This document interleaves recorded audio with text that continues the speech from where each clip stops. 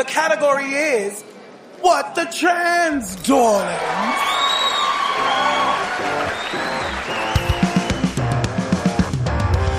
Hello everyone, this is Ashley. Now, as you probably know, the current global situation is pretty stressful. And while we're keen to make a podcast to help try and distract you from it, we ourselves now actually need a short break. So we're going to be using this time to plan some future episodes, sort out some admin, and honestly, generally recover for a week or two without the pressure of needing to produce a full episode.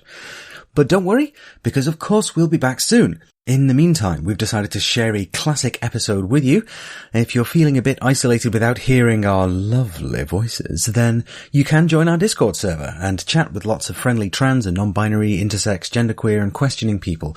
There's a link pinned to our Twitter, @WhatTheTrans. And make sure to give us a follow on all the usual things. You know, you can get us on the Twitter, like Ash just said. You can get us on Facebook, /WhatTheTrans. You can get us on our website, whatthetrans.com. All the information on the Discord and everything else we're going to do, you can find there. So sit back, relax, stand up, run around, do whatever it is you're allowed to do in your house. Don't leave your house, stay there, but listen to this from our past, which is a bunch of interviews we did with a bunch of cis allies well over a year ago. We decided this one was a good one to go with because it's from our early days where I think the vast majority of you weren't really listening then because we were very new.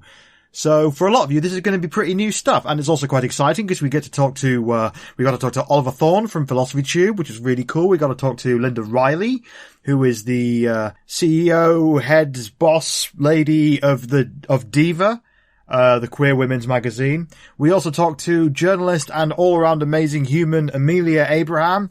And we also talked to Dr. Adrian Harrop, a LGBT campaigner, activist, registered NHS GP, who will be on the front lines in some form fighting COVID-19. Thank you, Adrian. And obviously stunning trans ally. So yeah, enjoy. Alright, well up first I met up with Linda Riley, who is a publisher of DIVA Magazine, which is maybe one of the only, if not the only, queer women's magazine in the UK that you could basically buy in WH Smith's. Mm-hmm. She's a veteran of 40 years for equality campaigning all over the place, and she is spectacular. And I went to meet her in the Ivy in London, which for people who don't know, is basically where, well, let me just say, this is the kind of place it was. There was smooth jazz playing in the background. Fucking smooth jazz. The person who sold me a lemonade didn't ask me to pay for it immediately, and that lemonade cost me £4. And they just had a pile of free newspapers that you could just pick up and read and take away, but all of those papers were the Times. Yeah. That's the kind of place this is. So I had no right being in that room, but she invited me in, and yeah, we had a wonderful conversation. So I'll let her take it away. Yes. Hello, Linda Riley. Thank you so much for making the time to meet me. No problem. Delighted. When did you first learn about trans issues? When did that become a thing that you would think about in your life? I don't think I ever learnt about trans issues. I think I was always aware, but I think they became more prominent for me in my life, speaking out after I became publisher of DIVA Magazine. A lot of responsibility of being a publisher of DIVA Magazine, and DIVA always has had a history of being very pro-trans, trans supportive, and I obviously wanted to carry that on. What's the reaction been to when you've spoken on the topic of trans issues? It's been, well, I'm either a hero in some people's eyes, or I'm zero in other people's eyes. So it's a little bit of a mountain. So it's been very difficult. The most difficult part of it has been, and I have no regrets. But the most difficult part has been my fellow lesbian sisters, if you like, speaking out against me, saying that I'm chucking lesbians under the bus, and just ridiculing me and putting me down. I mean, I've been fighting probably LGBT rights for 40 years, but since speaking out more on trans issues, the abuse that I've got has been horrific. A lot of our listeners first saw your support in your battles with Graham Linehan and your outspoken criticism of him. Do you have any idea as to why he's dedicated his life to bashing trans people? Because I'm constantly amazed and astonished. I am as well. I have no idea. I mean, I've got some inkling that he's playing with the LGBT community, and he's insincere because if you look back at his history, and I've looked back at his history and look at the articles, there's never been any LGBT rights fighting, so suddenly he's an LGB, and I'm saying LGB without the T obviously, activist, and I think it's very sudden. You know, I've been going on Pride marches for quite a few years. I've never come across him, you know, never come across him any events, and I actually think he's playing.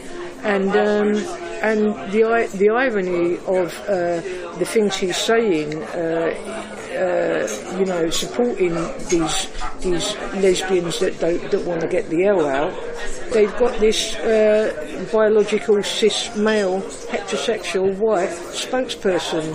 I mean, I wouldn't be proud of it if I was them, you know. And I think he's obviously looking for a way to get his name in the limelight. I've never heard of him before, you know. And this is a way you can see him. He's in the Irish Times, the Independent. He's getting all these interviews, and I think that's a way that he's using that to get his name out in lights, you know. How open do you think the queer cis community is to trans people and trans equality? I think it's really open. I think that the problem is there are many people now that are almost becoming afraid to speak out because they see what happens. You know, they're becoming scared to speak out in support of the trans community because they see what happens. They get ridiculed, you know, all the stuff that happens to me. But more and more now you're seeing more people speaking out, and I do think there's an generational situation going on, because a lot of the people speaking out against the trans community are, you know, in their 40s, 50s and 60s. Some of them are quite heroic to me. You know, Linda Bellos, Judy Bindel, done fantastic work in women's rights, but you know, I do think they've got it wrong on the trans issues, you know, and that's just such a shame. Martina Navratilova, big hero, you know, and someone that I'm coming really finding it hard to come to terms with the fact that, you know, she is actually transphobic.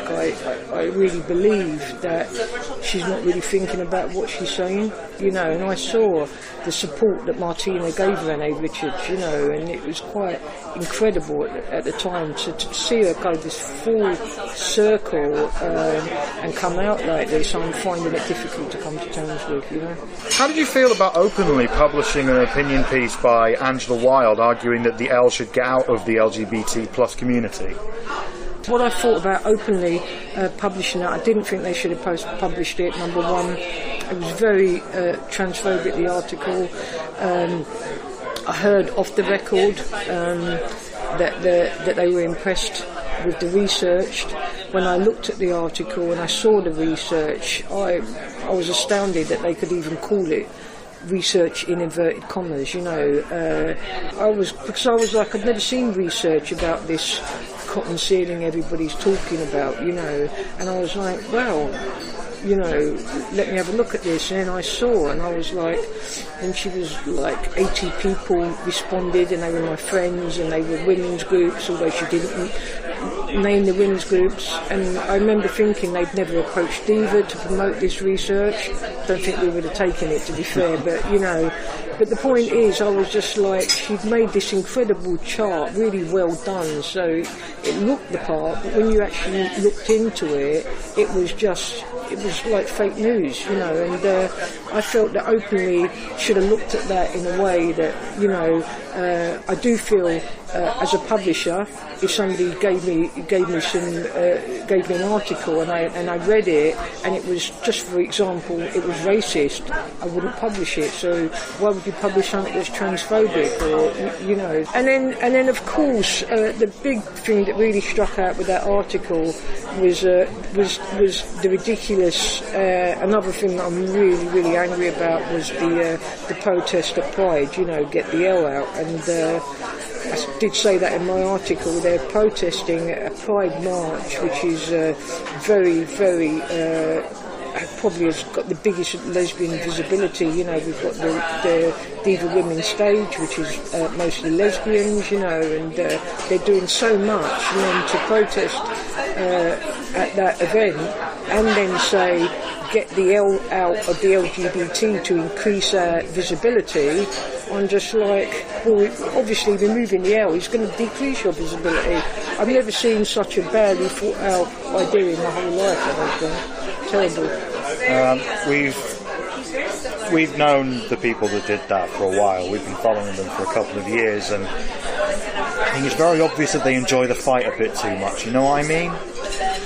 I don't really know. I kind of know of one of them. I'd never heard of them before the Pride March, but then I looked into some of their previous stuff, and then I really realised that they are actually not very nice people. You know, to be fair, people like that are making me feel ashamed of being a lesbian, because for, you know, often now when I'm out and I'm talking to somebody who's trans, you know, it's almost like, it doesn't happen so much now, but it's almost like I can feel nervousness in the trans community because lesbians like that are so vocal. It's causing a divide or mistrust between the trans community and the lesbian community, you know, and which is another reason why I'm so vocal, you know, because I want people to know. I think one of the first things I said after Pride in London was, you know, like, don't count me in with, you know, with this lot, and so many people, you know, I stand with the T, you know, L with the T, and so that all trended over Twitter, and then I felt quite proud then, because there were so many lesbians actually coming out and saying L with the T, L with the T, and after such a disaster at Pride, to have that feeling of solidarity felt really quite strong, you know, because it really did show these get the L out as a very small minority in the L community, which they are. And I think the problem is they're so vocal and so loud that people aren't realising what a small minority they are. You mentioned before that you talk to people and they are scared of speaking out. How common do you think this is? I think it's really common because I see what's happening to the few very vocal cis lesbians that are speaking out. They're just getting shouted down all the time. You can feel it. There's people direct messaging me. They might not be showing open support on Twitter, but they're direct messaging me and they're saying what you said was just so wonderful, and I totally agree, you know, but I don't want to say that in public, because they knew that the vitriol that they would get from people speaking out. But what I do think is that more and more people now are less afraid to speak out, you know.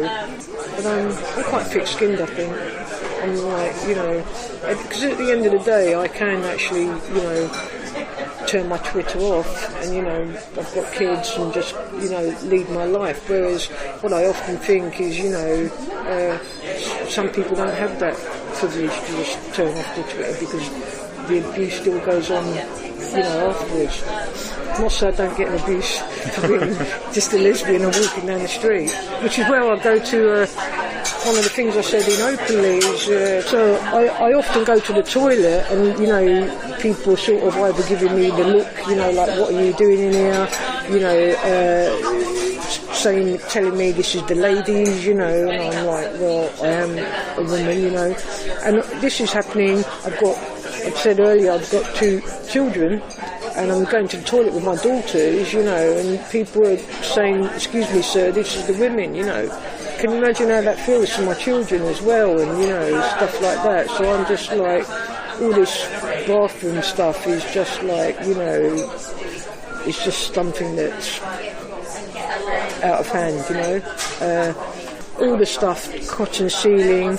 I mean, my big, when I went on Women's Hour with Julie Binder, I don't know if you know, I mean, I literally just said, in my experience, you know, and I have got a lot of lesbian friends, you know, obviously I've got a lot of lesbian interaction through DIVA. In my experience, I'd never had somebody personally tell me that, you know, they've been coerced into having sex by a trans woman, you know, and the vitriol that I got after that, the abuse, like, you know, and I think you heard me, I just said it's a myth, and, you know, the more people repeat it, the more, you know, the myth starts to become reality, and I just said I don't believe it. Whilst there are elements of quote-unquote gender-critical activism in many countries right now, it seems especially bad in the UK. Do you have any idea as to why that is? What makes the UK different?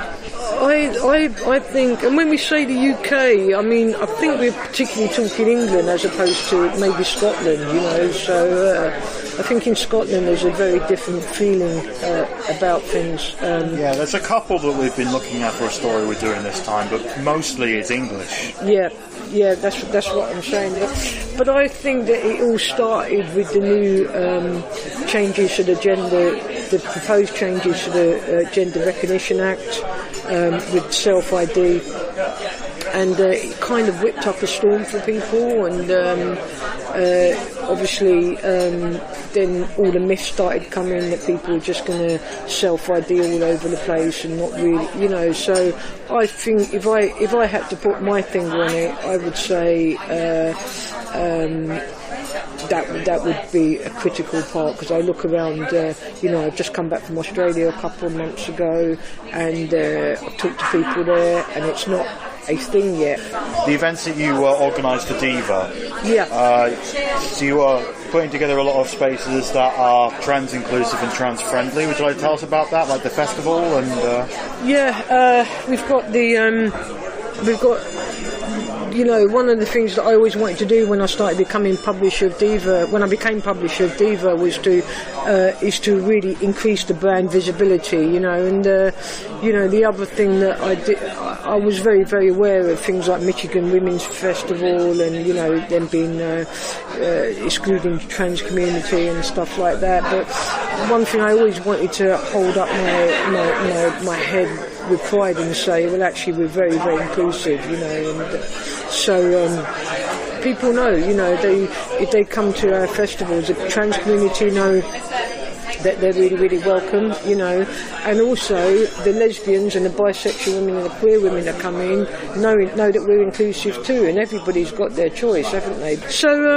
yeah, we've got the DIVA Music Festival. It's hosted by Heather Peace, you know. It's good. I mean, what people say to me often a lot is that I'm selling lesbians down the river, you know, and I'm just like, how is that happening? What I'm doing for lesbian visibility is just, you know, there's all these events now. We've got the DIVA Women's Stage, we've got the DIVA Music Festival, we've got a big event, we're doing the lesbian bi women, trans women top 100 on Lesbian Visibility Day, you know, to increase lesbian awareness. And I can see nothing more ironic than people saying to me that, you know, I'm not doing anything for lesbians, you know, but because I'm not a trans exclusionary radical feminist, I'm kind of, you know, sought out and picked on, you know, for that. But the way that I see it, to be fair, I'll be very honest with you, and I don't really care that much, because these kind of intellectual, and most of them are, you know, and I'm going to generalise here, which I don't really, because I don't have many chips on my shoulder, but, you know, when I was growing up as a young lesbian, and I was very, very aware of all these lesbian feminists and stuff, but I was treated very badly like them, you know, because I'm working class, you know, immediately you hear working class accent, people think you're thick, you know, and I'm just like, I've never felt part of this kind of lesbian feminist community anyway, so they can get stuffed. No. When is the festival? The festival is October the 11th to October the 14th. The programme has been put together by Heather Peace. We've got Katie Tunstall. We've got Shura. We've got Lots Holloway. Yeah, we've got lots of great names. Awesome. So, any trans women, lesbian, bisexual, pansexual, whatever, get your tickets. You also do a lot of work on Lesbian Visibility Day. Could you tell us about that? Yeah, Lesbian Visibility Day. We are releasing the DIVA Lesbian Power List. I say Lesbian Power List, but I obviously mean the lesbian, bisexual, queer women, trans women power list. It's the top 100. We're going to do a countdown on the morning of Lesbian Visibility Day, which is April the 26th, and we're going to try and get the hashtag Lesbian Visibility trending. And that'll be 2 days after this episode comes out, so that's timed it perfectly. That's fantastic. I mean, what we want to do, I suppose we're almost reclaiming the word lesbians, and making it not a dirty word, and making people realise that. When I say dirty word, I mean we're trying to just, at DIVA, tell the world that there are a minority of lesbians who are transphobic. I think that would be the messaging from DIVA. Cool. Linda, thank you very much for joining me. Where can people find DIVA Magazine? They can find it online, www.divamag.co.uk. They can download a copy, or they can find it in WH Smith, Sainsbury's, or all main retail shops. I sound like a right old advert here, don't I? Well, that's the point. Go buy. Linda, thank you very much for talking to me. Yeah, it's been a pleasure. All right, fantastic stuff. That was a great interview. Thank you.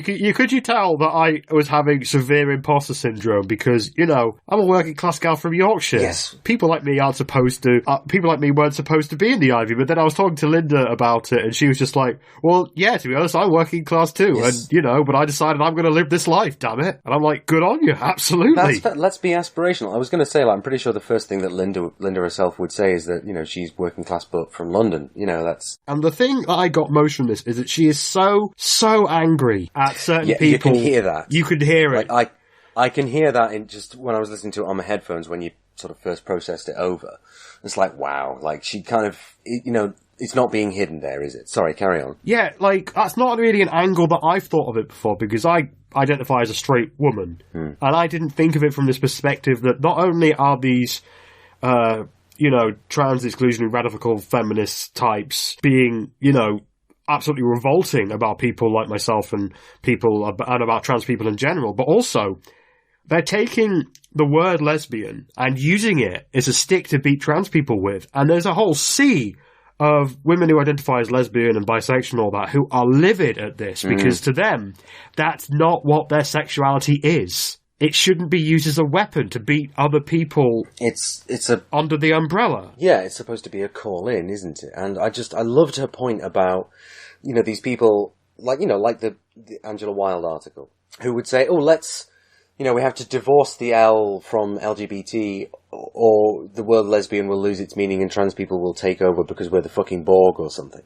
And and as Linda pointed out, that's what would erase us, right? If lesbians collectively said, no, we're not going to do that, we're going to chop ourselves off from that, and then what then happens to that movement? Do you think it then becomes more visible? No.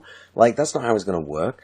So, yeah, she's a very, very intelligent, very passionate woman, and we're very lucky to have her on our side. So, and I've had a sort of respect for DIVA Magazine for quite a while, to be honest, but simply because of, the kind of queer femme stuff from Manchester. A number of people I know have contributed to or been photographed in DIVA, and so it's just kind of there, and it's like, oh wow, and so the publisher, and she's on my podcast. It's like it's on me. It's really weird. Maybe I win that conversation next time I'm down at the Manchester's version of the Ivy, which I'm guessing is like a tunnel somewhere. Linda Riley, you can follow her on Twitter at Linda Riley H. You give her a follow because she is a constant source of inspiration for me to see her battling against the more toxic elements of the trans-exclusionary radical feminist community. And also, DIVA, as a company, put on a whole bunch of events that queer trans women and queer trans all over the place are welcome to. So they've got the festival, they've got Lesbian Visibility Day, which is actually the day after this podcast comes out, so we timed it pretty well, like I said in the interview. And also they've got the Diva stage at Pride, which is where I spent a lot of my time at Pride last year. So yeah, we'll put all the links in the description for all of that stuff. Trans people are welcome at these events. Bring your girlfriends, bring your NB friends, bring whatever configuration you are, because you will be welcome at those spaces. And, send Linda a thanks on Twitter, because, sounds like she could do with a whole cheering section for her, because she is pretty great. Cheerleading section, engage. Okay, so who's next? We have Dr. Adrian Harrop, who is quite a well-known ally on the Twitters, on the social medias. Thrust into the limelight somewhat, rather unexpectedly, simply by being supportive of trans people. So I met up with Adrian after the pair of us had finished work. So we went to a city centre meeting room and we had a lovely conversation, and here it is. So can you tell us firstly who you are and tell us a little bit about yourself? Well, my name's Adrian Harrop. I am 32. I live up near Newcastle, and I'm a doctor. I'm currently coming towards the end of my training to be a GP, and I'm probably one of the people that might get called a trans activist. You probably would, yes. I think there's been a lot of visibility for yourself, and not always in the most wholesome and progressive way. Mm-hmm. So, could you tell us a little bit about how that all got started for you? This is a conversation that I've been actively engaging in, I would say, for probably about 12 months now. LGBTQ politics and activism is something that I've been involved with and engaged with since I was at university. I started university back in 2006, so that's a fair while ago now. But it's only over around the last 12 months or so that I've become more conscious and more aware of all of the discussions, debates, and inverted commas that are happening around transgender-related issues. And so that all kind of came about at a time when I had been looking into and learning more and reading more about LGBTQ activism and about the people that had come before me and generations that had gone on before me. Just to give you a bit of background as to who I am, I'm married. I live with my husband, and we have a house and 2 cats, and we both live a very, essentially what you might call a very sheltered and privileged life, really. That we live in a country that recognises us as a same-sex couple. We're married in the same way that any straight couple is married. We'd be able to adopt children. We're protected by all manner of equality and discrimination related legislation. And I came to realise that I do live with immense privilege. And I had to think about why that was. And when I looked into it, I realised that there had literally been generations, decades of people who had gone before me, who had fought so many battles and had been through such immense hardship, effectively on my behalf, to make it so that I, as I hate the expression, an openly gay man, can live my life in this society, being completely protected and recognised by the law. And about a year ago, when I first entered into these conversations, I realised that there is a whole sector of my community, a whole body of people who are under that same umbrella, who are part of the LGBTQ community, who are not offered that protection, and who are still fighting these battles, and who are still having those doors closed in their face, and who are still facing this huge level of marginalisation, of exclusion, discrimination, violence on a literally daily basis. And I think it was a bit of a wake-up call for me coming into that conversation about a year ago, realising that this battle is not done with. It isn't over, not by any measure. And that the community, the transgender community, would seem, at this stage at least, need people like me to step up and to elevate their voices and elevate their stories and to make sure that these are being heard by the mainstream of our society in order to break down that series of barriers that hold trans people back so massively. So I want to talk for a little bit about your social media experience, shall we say. So many of the people that we've spoken to for this episode and for other episodes have expressed some degree of surprise and shock at the reaction that they have received for being supportive to trans people. So is that something that you've experienced directly? Yeah, well, I mean, Twitter is a difficult environment. It is. You know? Not going to lie. And I think where we are at the moment is that for this particular field of activism, more so than any other field, it would seem, Twitter is essentially the town square where people come in, contribute their ideas, and those ideas rub up against each other. And it often can be that those ideas, when you voice your support or your advocacy for trans people, that can be met with an immensely hostile reaction, hugely hostile. One of the good layers of protection I have for this is that as a cisgendered person, transphobia doesn't hurt me directly. So people can't use transphobic language and transphobic slurs to hurt my feelings, which is a layer of protection. But all that does is it makes people go for the next level and the next level after that. So with myself, I've always been very open and honest and transparent about my personal identity, about my professional identity online. And that's been useful in a number of ways, but it's also been somewhat challenging as well. As I said, I'm an NHS doctor, and I'm a gay man. I'm very open about both of those things. So often these folks who tend to go after those advocating for trans people will pull out a lot of homophobia. Yes. But shockingly enough, as someone who's 32, I'm quite well rehearsed in how to deal with your standard homophobic comments, you know, so that doesn't tend to bother me too much. What people tend to do then is to weaponise the process for complaining about me as a doctor. Now, just to put a few things out there about that, I have absolutely no concern and no problem whatsoever with members of the public being able to gain access to my regulatory body, my employer, and make complaints about me as a doctor when I, as a doctor, am putting patients at risk. What those processes and those protocols are not for is to try and smite down those doctors with whom you have a political disagreement.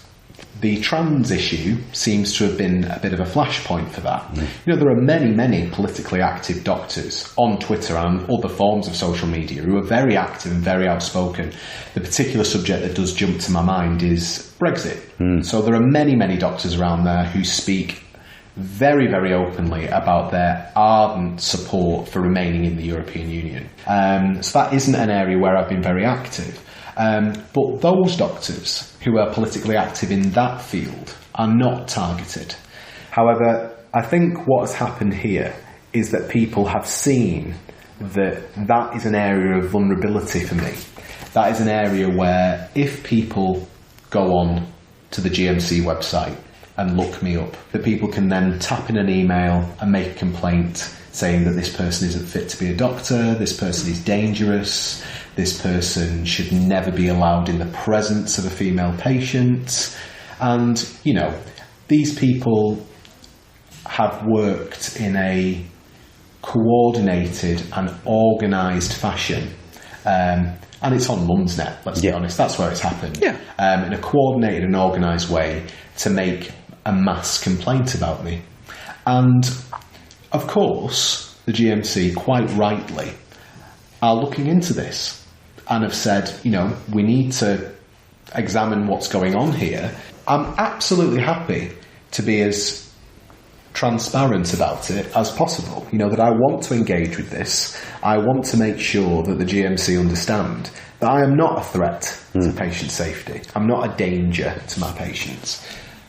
What I am, quite uniquely it would seem, is a doctor who is prepared to stand up on behalf of a very marginalised and oppressed group of people who get mistreated massively by the health service in this country and who get forgotten about by all different types of public services, the NHS being a prominent example, but by no means the only example. No, far from it.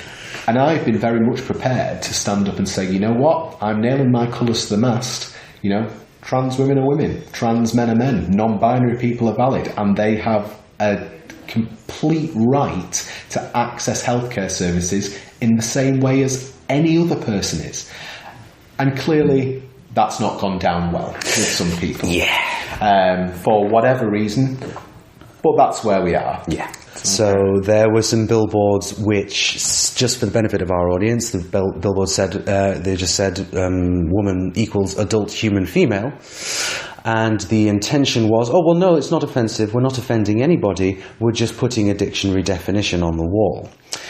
But it was a little bit more insidious than that. So Absolutely. Do you want to take me through your experience of that? Okay. Well, I mean, the first thing to say is that those billboards that were taken down, that I'm sure every listener to this podcast will be well aware of what billboards we're talking about there and who put them up. You are right that the right word is insidious. The expression I like is, it was a transphobic dog whistle, in that to any casual observer, anyone looking at that poster would have said, well, yeah, woman, adult, human, female. And another thing to establish is that I personally have absolutely no problem with that being the dictionary definition of woman. Yeah, it is the dictionary definition of woman. But my argument would be is that trans women are adult human females. And so trying to use that dictionary definition to weaponise that dictionary definition in order to make trans women feel uncomfortable was a hateful thing to do. Yes. And I knew that this transphobic dog whistle, as I've described it, had successfully got through the screening processes at the company that put the posters up. That company, I shan't name them, but they're one of the largest billboard owners in the UK. They're a very, very large organisation. And I'm aware that companies like this have very, very comprehensive equality and diversity policies, and that they would not be wanting to have their company reputation smeared or associated with what is a transphobic hate group, which is what it is. Yep. It doesn't label themselves as such. It labels themselves as fighting for the rights of women. But what they actually want to do is just hurt as many trans women as possible. They don't really want to fight for real issues that affect real women on the day-to-day basis. They just want to hurt as many trans women as they can. And so I brought this to the company's attention, using my expanding Twitter profile. And, you know, it was a very, very simple and straightforward thing to do. It was just, you know, you tag in the company. We've all done it, you know. And are you aware of this? Yeah, are you aware of this? Are you aware of the fact that this is a piece of propaganda put up by a transphobic hate group? And I mean, the reaction was unbelievable, to be honest, because within the space of an hour, that company had responded to me and said, the poster's coming down, it'll be down tonight. And I'm like, wow. Okay. And I mean, I didn't expect that. Do you know what I mean? Like, you know, bear in mind, I'm an absolute nobody. Do you know what I mean? I'm an unremarkable, normal person. I don't deserve the level of attention that I got in that case. And yet, me bringing that to their attention got an immediate reaction. But as you can imagine, there was an immediate counter reaction too? There was. And, you know, I get a phone call from various journalists. There's a piece in the Times. It's on Sky. Well, they're not journalists. You know what I mean? It's all over the paper. It's on the news. I get highlighted as some kind of violent TRA or whatever they want to call me. And, I mean, you know, that was a decision that the company made when it was presented with evidence, which was readily available on the internet, all over their website and their social media feeds, anyone scanning through can see what that group's about. Yeah. And that organisation wasn't lobbied by me. I didn't go out there and protest outside their headquarters. I brought that to their attention, and they quite rightly took steps to distance themselves from that organisation. I've had a number of conversations with a number of people in this field. Trans people, cis allies, people who move in other circles within the LGBTQ scene. And, I've discussed with them whether that was the right thing to do, whether that actually provided that individual with more exposure and more publicity and actually harmed more than it helped. And I'll be completely honest, I didn't really think it through. Didn't at the time of writing the Twitter post think will this post then get taken down and there be an explosion of media coverage thereafter? That thought process didn't go through my head because nothing like that had ever happened to me before. You know what I mean? This was something where I was naive and inexperienced and didn't really anticipate that something so minor was going to ramp up so quickly. One thing it has taught me is it's taught me a valuable lesson in that a lot of these people who claim that they speak for a silent majority, they're lying. You notice that? They're misrepresenting the truth, and they are trying to gaslight the trans community into believing that everyone is secretly against them and daren't say anything in case they get criticised for not being politically correct. Now, I know that's bullshit. Yeah. Totally. The majority of people who exist in mainstream society, to be quite honest, don't really care enough to be that bothered. And the people who do care, the vast majority of them, are entirely supportive of trans people. Yeah. And essentially, I don't make demands of the world around me. I'm not one of these people who has completely unrealistic expectations about what's going to happen or what change to the law are going to happen. All I want to see is I want to see a world where trans people can go about living their lives and can go about and do that in peace and in safety. All right. Well, thank you very much for joining us. That's a great place to leave it. Absolutely a pleasure. Wonderful stuff. Thank you very much. So, yes, Dr. Adrian, nice chap. What do you think? I think that was really enlightening for a whole bunch of reasons. He covered a thing that has sort of happened to me in a weird way. Like when it came to accidentally doing some activism almost, where he sort of tweeted in the advert people and it became a thing. Yes. I myself did that. Almost exactly the same thing many years ago, and I got inundated with nasty horribleness from the usual suspects. So I could see exactly how that happened. And I also talked to some people and they were very much like, well, we liked what he was doing, but then he did give a £700 billboard or a couple of £1 million worth of exposure by accident. And I was like, yeah, he kind of did that. But then, that's what happened. And this guy has been putting himself on the line for trans people, putting himself on the front line of the town square for us, he's been suffering because of this in ways that he probably couldn't have gone into for legal reasons in the interview. Well, absolutely. And there were, the problem, I guess, when you're interviewing somebody who is, working for the NHS or any other large organisation, really, is that there is inevitably a media policy. And so there were certain things that we just couldn't do, we couldn't say, couldn't be specific about certain things, certainly couldn't name names, for example. But I don't think that necessarily hamstrung the discussion as such, because, again, from Adrian, from meeting him and stuff and having a pre-interview glass of water together, he's a decent guy, and he's doing this because this is the right... Adrian, if you're listening, I'm sorry, I could have done better than decent guy, couldn't I? He is a splendid fellow, doing these things because it is the right thing to do, because of the moral element of it, which is that, well, this is what needs to happen. And so, if you are listening, Adrian, then, we do thank you for that. I know coming for a lot of shit from some people who really could do with finding something better to do with their time, but thank you for standing up for us and doing the right thing. So, yes. Yeah, when people say cis ally to trans people, he's up there as one of the first few people I think of, because he's definitely paid for it. So, if you out there want to send him some thanks, send him as much love as you are able to. You can get him on Twitter at Adrian Harrop. We'll do a link to that in the description as always. Send him some love, because again, this guy deserves a cheering section. Let's make him feel loved. Let's do the thing. Who have we got coming up next, my dear? Next we have Amelia Abraham, an LGBTQ journalist who works for Dazed all the time and has done work for Vice, The Guardian, Vogue, and she gave a really, really cool TED Talk on why feminists should defend trans people. And she's a delightful person. I will give you a link in the description to the TED Talk and a whole bunch of her work. She is fantastic. We have talked about the TED Talk before. I think I even played a clip of it on a previous episode. I think you might have done, yes, because this is where I know her from. So I know you mentioned that she's a journalist with Dazed and Vice, etc.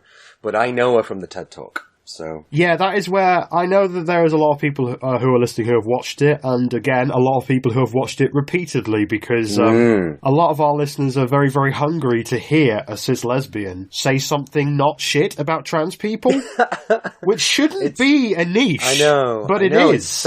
It's sad that it's come to that, but yeah, that is where we are. It's just like we just really want to hear people supporting us, and I think that's going to come up again with the final guest. But let's talk about Amelia.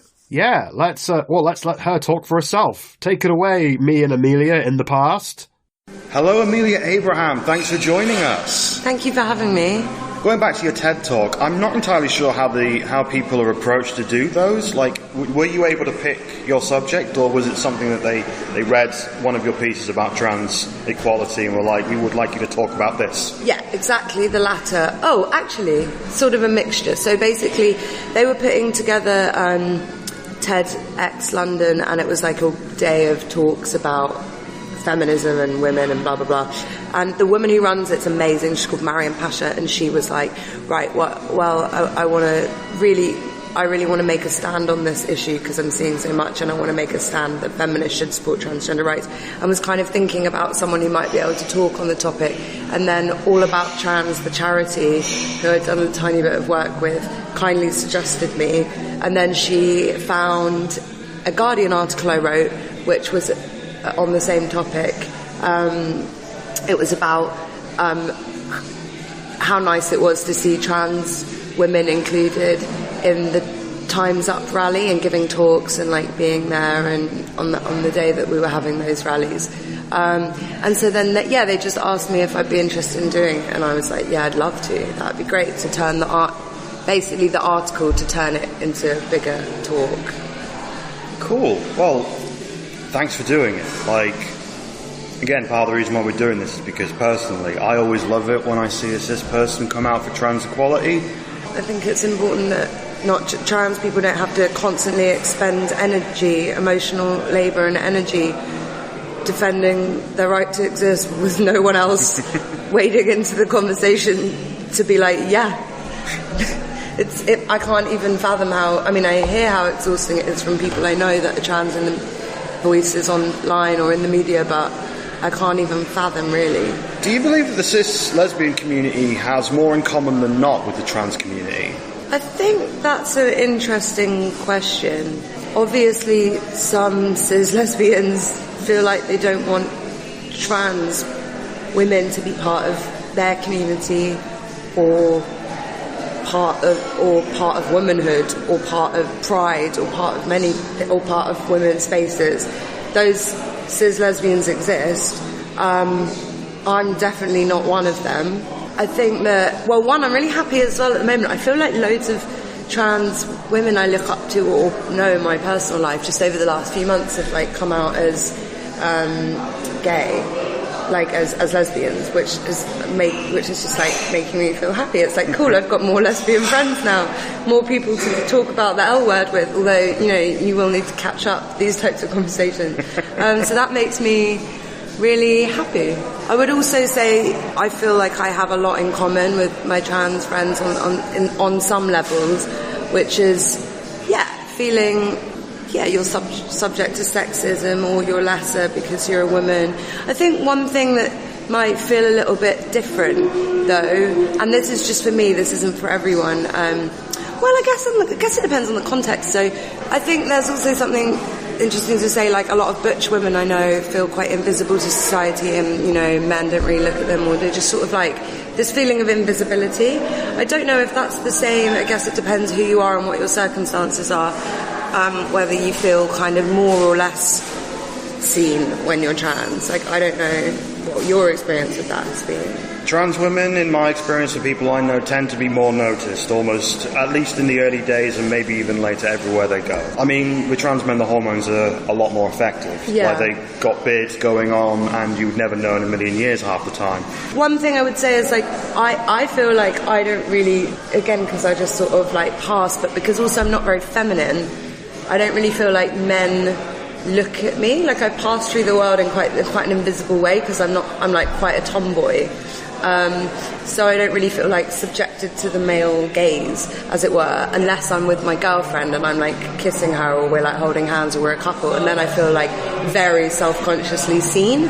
So I suppose those experiences you might be able to empathise. I mean, again, I've known trans women who are going out with each other and people just look at them like, you know, a couple of aliens are walking down the street, you know? Yeah, I mean, one other thing I will say on that is that I was here in this cafe the other day with a friend who is identifies as a lesbian, but also maybe not and as a woman, but says that they maybe feel like they're a bit genderqueer or a bit gender fluid, but they want to keep identifying as a woman and a lesbian, even if they do feel like there's sort of more to their gender identity than that, because by kind of staying in that category and being in it as someone who kind of presents as genderqueer, it widens out what that category can mean.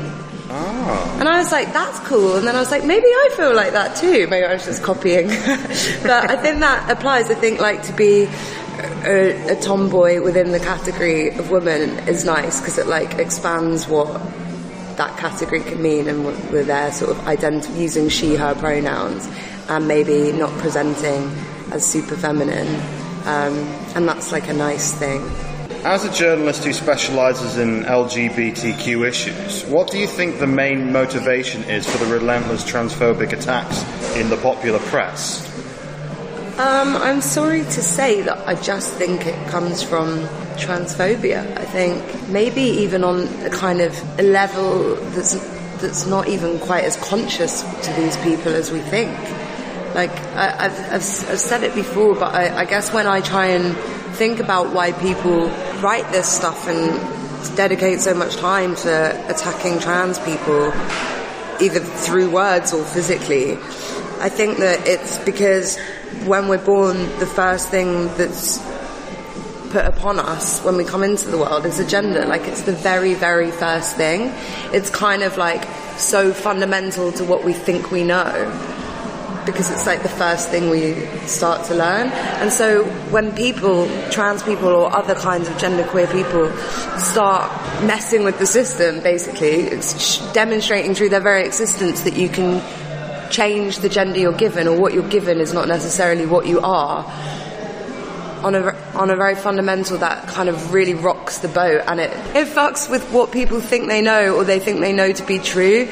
So on a kind of structural level, I think that people just can't deal with, like, transness or genderqueerness, and they might not even realise that that's why they can't, or, you know, obviously there's social conditioning that happens, but I think that they're just on some really deep level. So I think it comes from there. That's where I think it comes from. And I think the only thing that will undo that is more visibility, to, inverted commas, I hate the word normal, but normalise the idea that gender is not necessarily what you're given, and also more education. Cool. How was the reception to your TED Talk? Because I've talked to a few people now, and usually when they come up for trans rights, you get a lot of love, and also some not so love. Yeah. How was it? Well, I was just like, so I think the first person really from, like, the trans community to tweet it was Travis Alabanza, who's someone I massively look up to.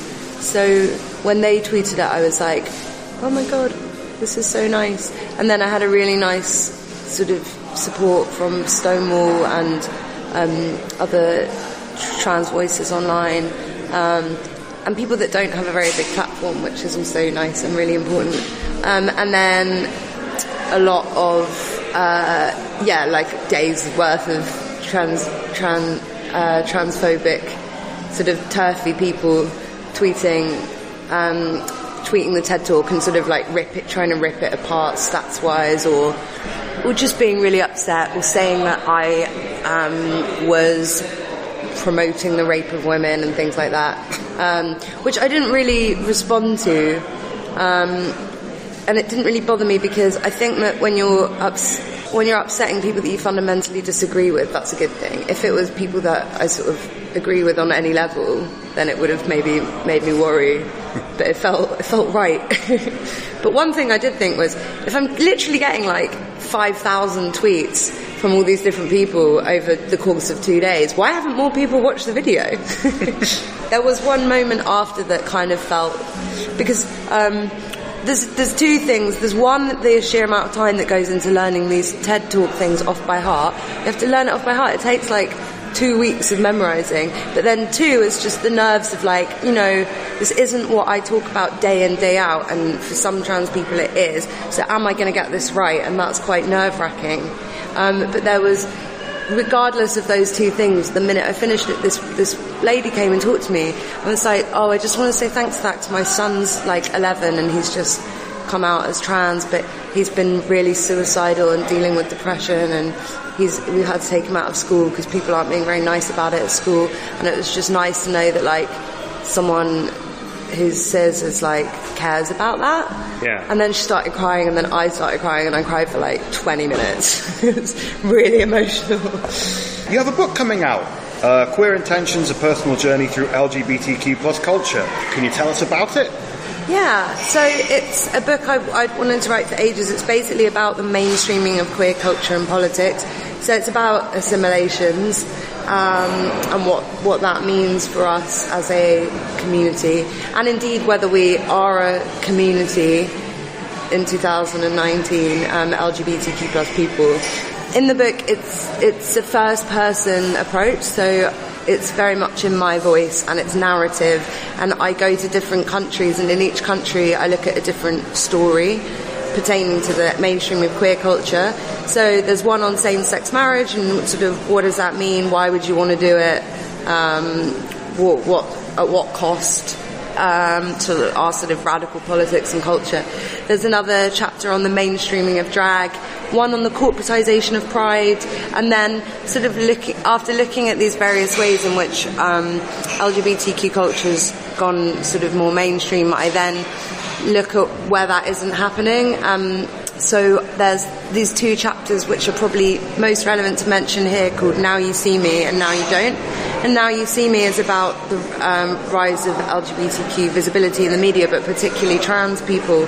So the way I explore that is I go to New York and meet trans models and look at how many trans models there are in the media, and then I, in the next chapter, Now You Don't, go and talk to someone amazing called Lala Zanel at the Anti-Violence Project in New York about invisibility and how top-level visibility with a few models or TV personalities isn't really filtering down. And then we specifically talk about the endemic violence towards trans women of colour in America, and also misreporting of deaths of trans people, and how that contributes to this invisibility. And that was probably the most emotional chapter of writing the whole book, because the frequency of crimes is just absolutely horrific, and to think that these behaviours are being sanctioned at the top level by a president who's implementing military bans for trans people and trying to roll back other rights is just so depressing. But on a more positive note, Lala Zanel, everyone look her up, really kind of gave me hope, because this is someone who is going through it herself but turns up to work every day to fight against it, and so she was just so inspiring, basically. Okay, and we will, as always, provide links in the description to some of Amelia's work. Amelia, thank you very much for joining us. Hey, thank you so much for having me. I want to apologise for how echoey that was. Basically, I met her near her place of work in central London, and it was also on one of the days where the Extinction Rebellion was just starting, so that limited our access to interview-friendly spaces. But, you know, it came out okay, considering the equipment we were using. GoFundMe.com/whatthetrans. But yeah, what did you take away from the interview, Ashley? I think it's... So I only listened to this really a couple of hours ago as we record this. I was sort of getting home from work and I was, okay, I need to listen to the thing with Amelia. And it's just, you know, sort of weird to hear that reasonably familiar voice like, oh, and she's talking to Michelle.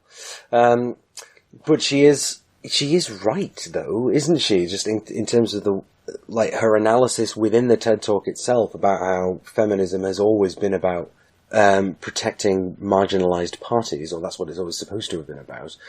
And so it's quite clear that she understands the subject deeply, essentially, you know, because she's not just a journalist on LGBT issues, she's LGBT herself, I believe. So, you know, that's going to have a certain impact on the perspective. She's kind of one of the people that you wish there were more of, you know?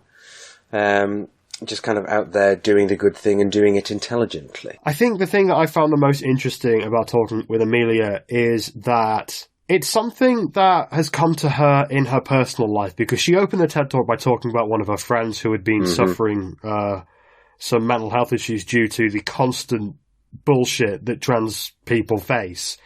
So she's come to it from the people she's known in her life, which is a very interesting one, because, you know, that's the thing that people say, isn't it? That, you know, people are usually trans antagonistic right up until they meet some of us.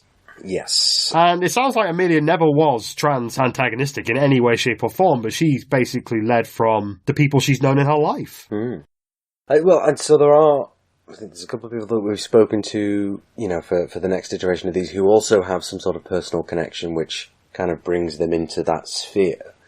But of our interviewees this bi-week, she's kind of, you know, the first one that made that connection explicit, I think. Yeah, I'm interested to see kind of what she comes out with next, and I'm glad we've got her. I take away, go buy her book out next month. Nice. Go give it a pre-order in all the places books are sold. Queer Intentions, A Personal Journey Through LGBTQ plus Culture. She was talking about the chapters in the interview, wasn't she? And I was like, oh wow, I really want to read this book.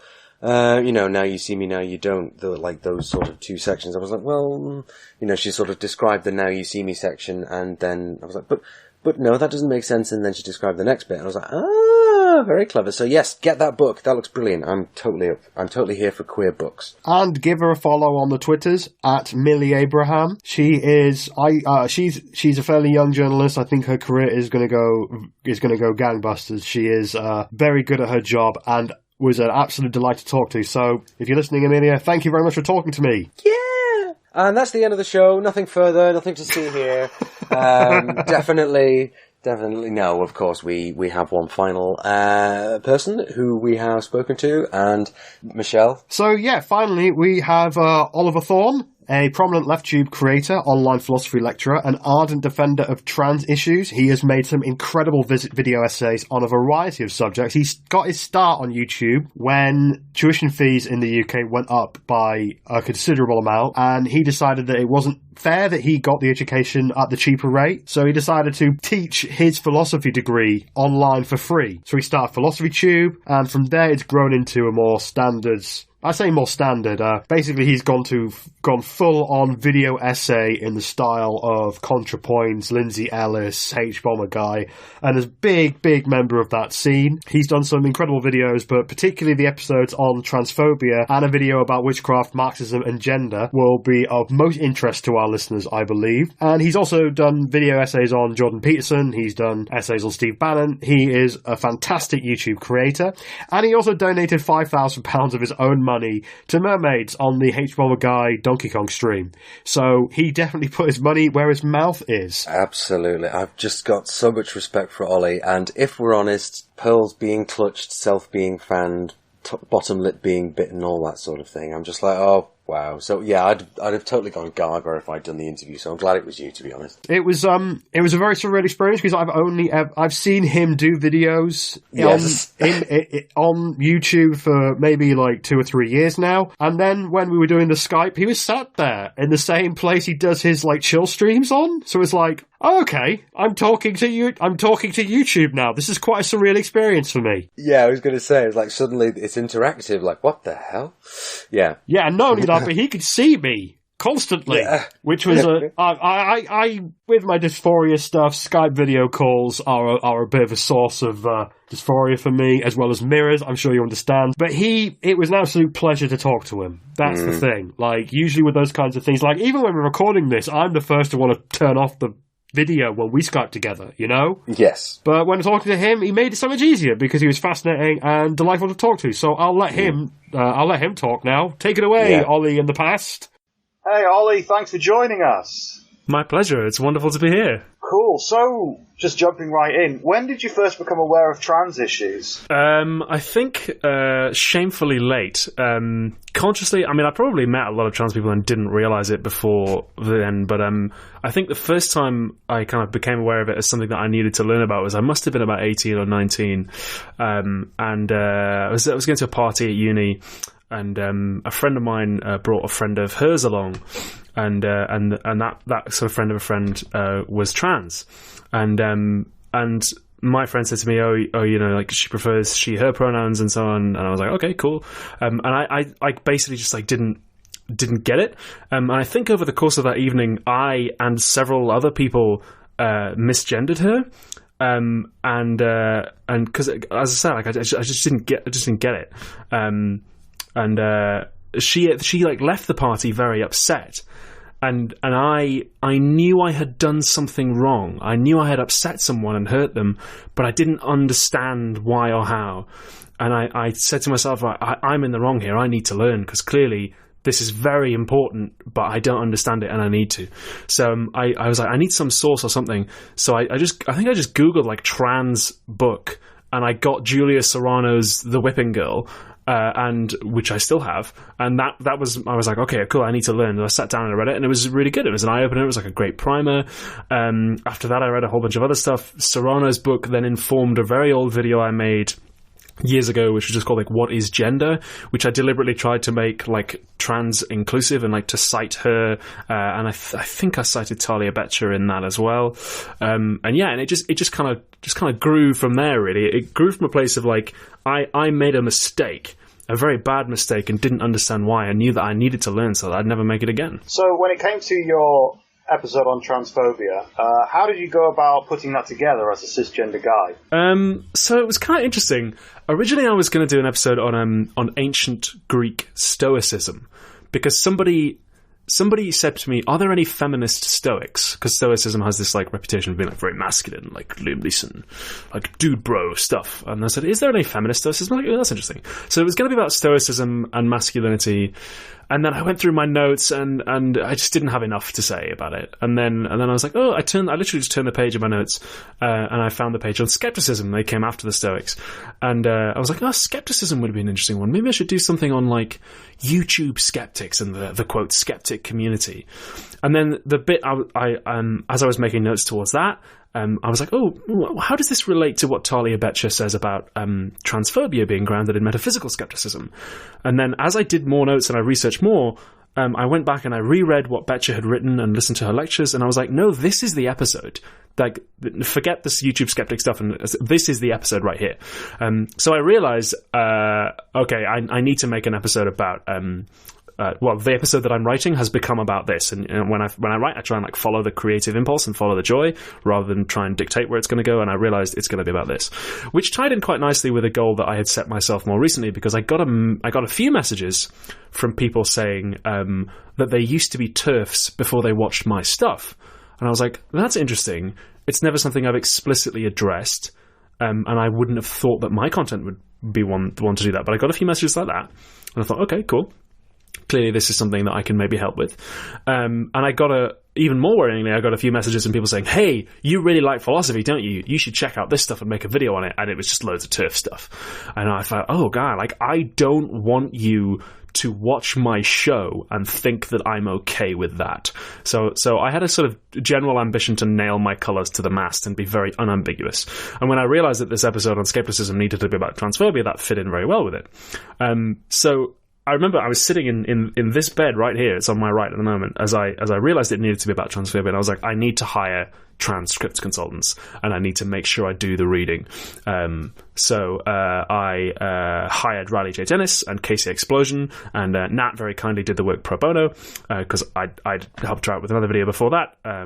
So I got my script consultants in, and they took a look at it. They have like really, really good notes on it and helped me revise it and recommended me sources and so on. And I realized I also needed to say in the video, like, my own experience. Like, this discussion is incomplete without the experience of trans people, so I gave a big list below.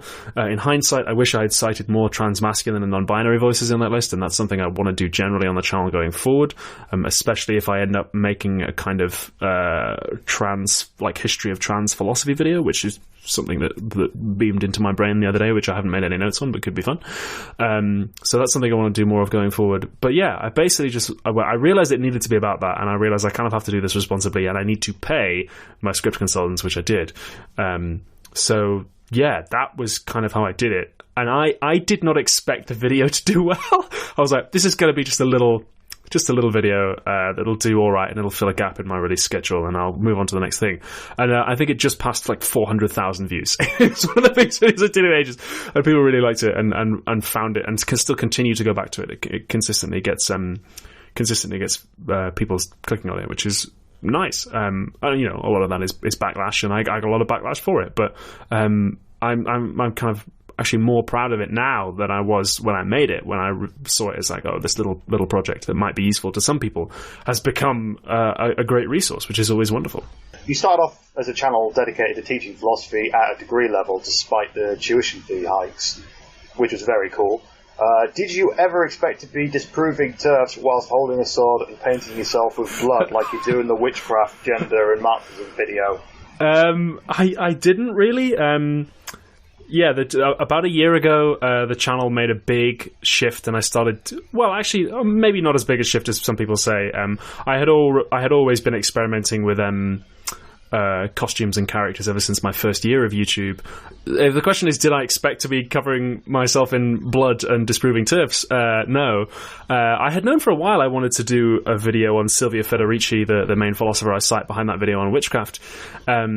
And I was chatting with a journalist about it, and I said, oh, I'm doing this episode on witchcraft and Federici, and she said, oh, I went to a conference of Federici's a while ago, and some of the discourse like around the conference was really TERFy. And I was like, oh, yes, of course. If you're talking about like the history of biological oppression of women, you're of course going to have some people who are biological essentialists. So I realized I need to make a bit of this video where I explicitly say, don't use this to be a TERF. Because it was also going to be the video immediately after my transphobia one, and I was like, I don't want to, do some good work and then immediately undermine it. So I wrote these 2 or 3 paragraphs that are very dry. If you just read them on the page, are very dry and technical about like, don't use this specific philosophical idea to be a TERF. And then I was like, how can I make this interesting? And I knew that I was going to be filming the rest of it in costume outside by firelight. So I was like, how do I make this bit stand out? And then I was like, what if I was covering myself in filth as I was saying it? And then I was like, what if I was covering myself in blood? Because I guess what I'm really saying is that this very sophisticated conversation can get barbaric really fast. So what if I started out in a sophisticated doctor costume and we just did one take and it gradually got more and more barbaric? So if you've seen the video, you listeners out there in Listenerland, you'll know that I'm standing there dressed as a doctor, giving this very dry, uncut, one-shot monologue as I'm gradually taking off my clothes and covering myself in blood, and then somebody gives me a big sword. And I say, this discussion can get very barbaric very fast. So that was where that came from, and we did 2 takes, of which you saw the second in the video, because in the first one there was a minor line flub. So I went in the shower, cleaned off all the blood, reapplied all my makeup, got back into costume, and we shot it again. It's easy to think that most of the attacks against trans rights and the trans community come from the right, and they're fairly significant. But a lot of it's also coming from the left. What do you think separates the quote-unquote left tube movement from that? This is an interesting question. Do you see it coming from the left, kind of capital L left, or more the kind of like closer to liberal left? It could be both. Okay. I mean, I think on the whole, liberals are more accepting. I'm not entirely sure, though, because I don't know that many these days. There's definitely a more virulent strain with your more socialist-y Marxist types, I've found. And they tend to be the ones that try and show up to meetings and, you know, do their stuff. But that's a good question. I'm not entirely sure. The ones that we deal with on the show tend to be middle-class, Arga-only, like, sociology lecturers. Mm-hmm. It's very, very strange. Wow, that's interesting. I guess because most of the sort of capital L leftists I deal with and probably just attract to my show are the ones that are kind of like pro-trans and down with trans rights. But I suppose that's the audience that I've deliberately, in fact, as we were saying earlier, cultivated. I know that there are some people, there are like Labour MPs who are occasionally heard to say transphobic things, and other people who I'd say are kind of on the sort of liberal, on the border of sort of liberal to left. So I definitely see that, but I hadn't appreciated quite so much that there were people who were like calling themselves Marxists and turning up to meetings being transphobic. That's terrible. I'm disappointed to hear that. I think the vast majority of the people who showed up at London Pride, I think that they're definitely in that circle, but then there's some of them where it's all they talk about is how much they think trans people suck. So it's hard to pin down their political ideology apart from that. So yeah. Well, what's the argument? Like, is it the kind of classic, we need to be focusing on class analysis more than anything else, or is it more like it's bourgeois degeneracy or that sort of thing? Or not degeneracy, but basically, woman is a class. And being oppressed for X, Y, and Z reason. Trans people are not oppressed under the class structure. That kind of thing. Right. I mean, that's disappointing because they very clearly are. But also, it kind of strikes me as being very much like that biologically essentialist TERF move of like. And the move I tried to guard against in the Federici video of like womanhood is a class constructed based on certain biological realities, and it's like, okay, cool, maybe that's where it came from, but at the same time, a woman who can't have babies or for medical reasons who can't have sex is very obviously not immune to sexism. So why restrict the class of womanhood to just women who can do that? It seems inconsistent. Yeah. So I wonder why the kind of left tube movement has. Well, I can think of one reason why LeftTube in particular is trans-friendly. One very glamorous and talented reason. But no, in fairness, it's not just her. I wonder why that is. Well, I guess I think because a lot of the people that are doing it are of a younger generation, I guess. But then there are people about your age and my age who are very much virulent TERFs. Yeah. And a lot of people my age who are your dad. I talked about the character of your dad in the transphobia video, who's this character of like I imagined your dad as like somebody who just wants to say the right thing and like doesn't really know what that is or really care or want to think about it. They just want to say whatever for a quiet life. So if they're like, yeah, whatever pronouns, whatever name, whatever, and that I think is a kind of dangerous character because like. Or it puts you in a delicate place because you can very easily be persuaded out of it if you don't take the next step, as I described in that video, of recognizing that trans women are women and trans men are men. If you're just kind of like, yeah, whatever, then you're like a socio-political weather vane. You'll go whichever way the wind is blowing. And I met some people my age who had recently, in fact, I met a woman who'd recently become a mum who said that to me, who was like my age, and I was like, whoa, okay, I need to act on this now because there's not only people my age, but people bringing up the next generation who think this and who are kind of vulnerable to bad philosophy. And part of what I try and do is inoculate people against bad philosophy by just giving you just a little bit of a vaccination, a shot in the arm. You get a weakened version of it, and then you can make the antibodies necessary to resist it. So as a philosopher, what is the most interesting or bizarre thing you have found about all of the gender-critical ideology out there? As a philosopher... I don't call myself that, although Wikipedia now apparently does. On the Wikipedia page for the song Goodbye Mr. A, it says that philosopher Oliver Thorn covered it. But yeah, what's the most bizarre thing I find about the gender-critical ideology? I was actually going to do a video about gender-critical philosophy, and then somebody with a great deal more talent and style beat me to it. So this is something that stands out to me, like as a cis guy with my experience. This would be the thing that stands out to me, is that it seems a little inconsistent. I I get people who, like, for instance, comment under my transphobia video, who say things like, well, don't you believe that gender is an oppressive social structure? Don't you believe that it's like a construct that needs to be eliminated? That's what we're working towards. And I'm like, okay, cool. There's maybe even some merit to that, to the idea that gender is an oppressive social structure. If that's the case, though, then that's the case for all genders. But nobody ever asks me to write 5,000 words defining what gender is before I take a piss. My gender is just as much, in this logic, like an oppressive social construct, arguably even more so than a lot of trans people's. But I'm never, like, asked. Nobody ever comes to me with that. I don't buy clothes or, like, men's shoes and stuff, and people go, you're participating in the oppressive gender thing. It seems to be only when trans people try and stand up for their rights that people trot that out. Which is why I started to get curious about that. Well, maybe this is just total metaphysical skepticism applied inconsistently angle. So yeah, to me, that seems, it just seems like very inconsistent. Yeah, I know exactly what you mean. Like, it's like Paris Lee said, you never ever see these people having a go at, like, one of the Kardashians because they wore a dress. Like, you never see them doing anything like that. You're getting kind of well known out there for changing minds, like you said previously. I hope so. What have been the most effective arguments, you think, that have changed the minds? I wouldn't really know, having never sat down with every single person who's ever watched one of my videos and done a sort of assessment. I do get a lot of people writing to me saying that they were persuaded by the character of your dad, which I'm pleased at, because I knew that the transphobia video wouldn't convince transphobes or TERFs. And I knew that trans people obviously wouldn't need to be convinced. But I had the sneaking suspicion that there were a lot of people in that middle camp, people who were kind of like my parents, I suppose, who recently, my mum said to me, your father and I have really sort of changed our minds on this over the last couple of years just from talking to you and hearing about your friends and stuff. And I was like, that's amazing. They weren't sort of virulent transphobes before, but they were your dad, kind of this, just say whatever for the quiet life, I think. I hope I'm doing no respect to my mum and dad by saying that. But I had the suspicion that there would be a lot of people in that middle ground, and I think it's kind of been proved right. But so, like, realising on this particular issue, on the trans rights issue, realising that some people just want to say, they don't really want to think about it, that they definitely don't want to think that maybe they're culpable in something bad. So what I tried to do with the transphobia video is offer just enough of a carrot, like, hey, like, you got to be clever to understand this. Therefore, if you understand it, you will be clever.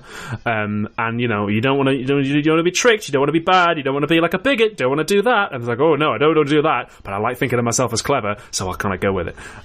So kind of balancing the carrot and the stick is something that I found to be quite persuasive, which isn't really an argument so much as a tone or an approach, which is, yeah, interesting. That's one of the fun things about what I do, is people often focus on the arguments and so on, but I'm aware that there's more to it than that. By the way, the amount of parties I've been to where I've met your dad, like, so many times. Yeah. Well, that was the thing, is what we were talking about at the start, is I was your dad. I just wanted to say the right thing, whatever that was, and I didn't know.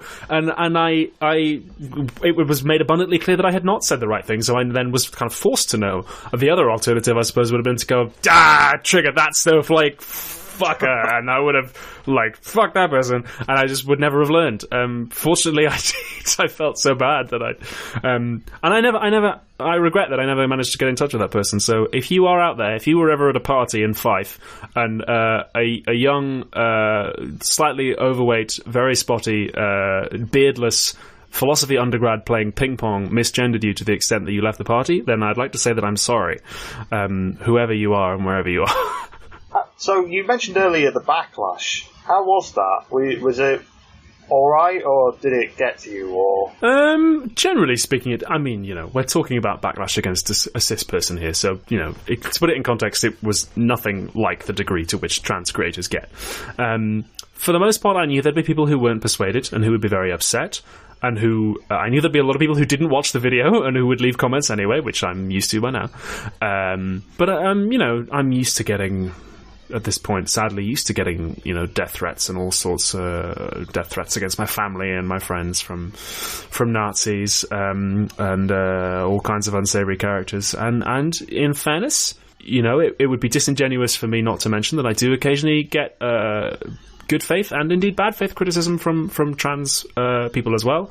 I, in fact, got an email only just this morning from somebody who was very, very upset about the way I'd framed a bunch of things and about the company I keep and the people I associate with. So I do get that kind of criticism as well. Although the vast majority is from people who are against trans rights. But I mean, yeah, it's obviously always sad when people don't want to listen or aren't curious, because I always try and be curious when I'm learning things. But I guess, I can understand why. If you really believe that I'm destroying the gender and making things worse for people, I know that with my sex work video I'm going to have a lot of people who are very upset, because I'm going to be talking about decriminalisation. If you really believe that I'm doing harm, I can understand why somebody would say that, but I don't think that I am, and I think I can prove it. Is there anything that you want to say to the trans community? If it's appropriate for me to even give an answer rather than listen, I suppose I would say thank you very much for supporting me. A lot of trans people have given me a lot of support in my career, not only by watching the show, but like literally financially as well through Patreon. And indeed, a lot of trans people have given me a lot of help and support and lovely, lovely times in my own life. So I would say thank you for all of that. It's literally a privilege to be able to do what I do.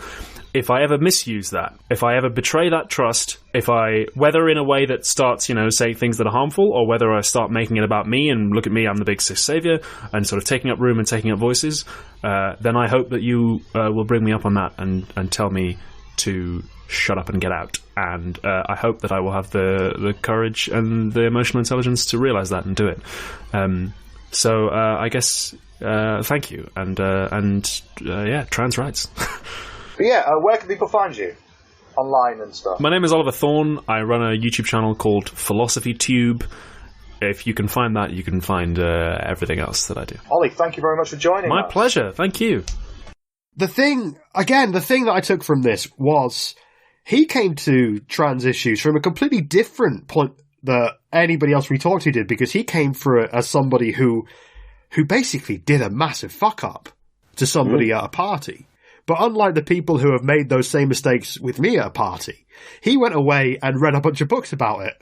And that's like, so some people are coming at it from a personal perspective, or it's sort of come up at work, whereas, I think Ollie genuinely is coming at it from a kind of moral, philosophical standpoint, genuinely. And, again, there's like, there's the whole, it's the right thing to do sort of thing. But he is just obviously such a demonstrably intelligent and compassionate guy, and kind of, wanting to do those things right, wanting to get the research right for the transphobia video, and actually consulting and paying trans creators. That's how you're supposed to do it, and people like that are seemingly mythical.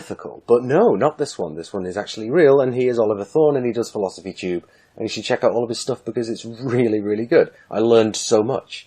Yeah, and he'd probably hate it that we're, blowing so much smoke up his ass, but, it's true, he deserves it. Like, it's not, like, to be an online creator on YouTube with the platform he has, it's not easy, because you're going to get death threats from all sorts of people for a whole bunch of reasons. So then to also, put your head above the parapet on trans issues as well. Like, seriously, thanks, Ollie. Like, thanks for talking to me, and thanks for the work that you do. And if you want to look up all of his stuff, which you absolutely should, you should go check him out on YouTube. You can find him on Philosophy Tube, and you can check out his Twitter at Philosophy Tube. And yes, again, send him some love, because, Ollie, Amelia, Linda, Adrian, they don't have to speak out for us like they do. They really don't. They can have an easy life by just never thinking about us. But they do it, even though they know they're going to get crap for it. So I urge you to send as much love as you can to all these people in whatever form is easiest for you to do it. Because when that is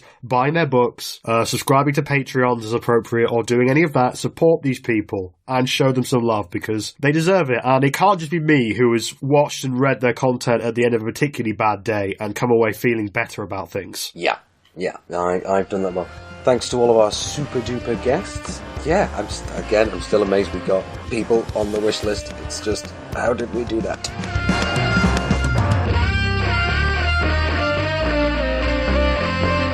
I still don't really know Ashley from the past. This is Michelle in the year 2020, stuck in lockdown in London. Hope you enjoyed that blast from the past. I would just like to now give a special thanks to our patrons, who have given us some money that has meant that we could afford to buy Zoom Pro, which meant that we can do proper voice chats on the Discord, which these days, I mean, I started them thinking, oh, this will be good for them, but honestly, that's been pretty good for me, because, you know, I'm stuck here with a really cool flatmate, but unfortunately they only have the one face, and I think I need to see multiple faces more often than I am, so thank you very much, patrons, for making that happen. So I would like to thank